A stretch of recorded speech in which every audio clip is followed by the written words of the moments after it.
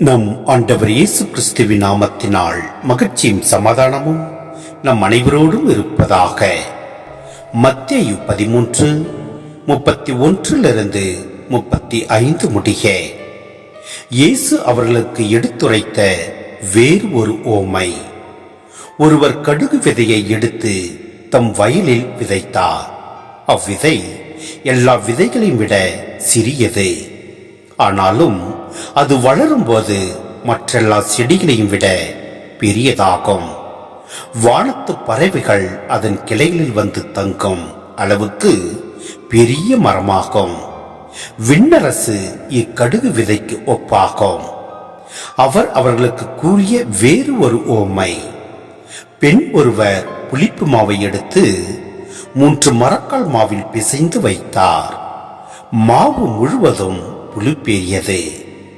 விண்ணரசு இப்புளிப்பு மாவுக்கு ஒப்பாகும். இவற்றையெல்லாம் இயேசு மக்கள் கூட்டத்துக்கு ஓமைகள் வாயிலாக உரைத்தார். ஓமைகளின்றி அவர் அவர்களோடு எதையும் பேசவில்லை. நான் ஓமைகள் வாயிலாக பேசுவேன், உலக தோற்றம் முதல் மறைந்திருப்பவற்றை விளக்குவேன் என்று இறைவாக்கினர் உரைத்தது இவ்வாறு நிறைவேறியது. சிந்தனை: தம் இறையாட்சி நற்செய்தியை தெளிவாக விளக்குவதற்கு இயேசு பல ஊமைகளை பயன்படுத்தினார். அதாவது அன்றாட வாழ்வில் மக்கள் சந்திக்கும் நிகழ்ச்சிகளையே அவர் மேற்கோள் காட்டி பல சிறந்த ஊமைகளை அவர்களுக்கு வழங்கினார். ஊமைகள் மக்கள் வாழ்வுக்கு தேவையான சிறந்த சிந்தனைகளாக மாறின.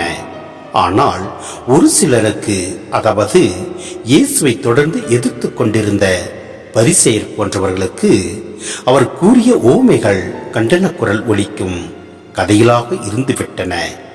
கதைகளின் செய்தியை அவர்கள் ஏற்காததற்கு காரணம் இவற்றை கூறிய இயேசுவை அவர்கள் வெறுத்தனர் என்பதே.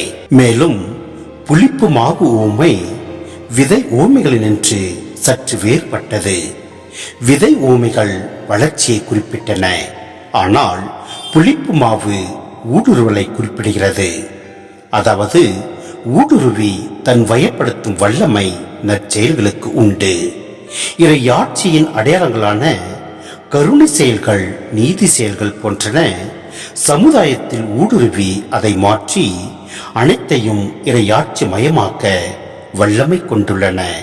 எனவே நாம் ஒவ்வொருவரும் இறை வார்த்தையை உணர்ந்து நாம் அவற்றின்படி செயல்பட்டு நாம் நிலை வாழ்வை அடைவோம். எல்லாம் வல்ல இறைவன் நம்மை நிறைவாய் ஆசீர்வதிப்பார். ஆமேன்.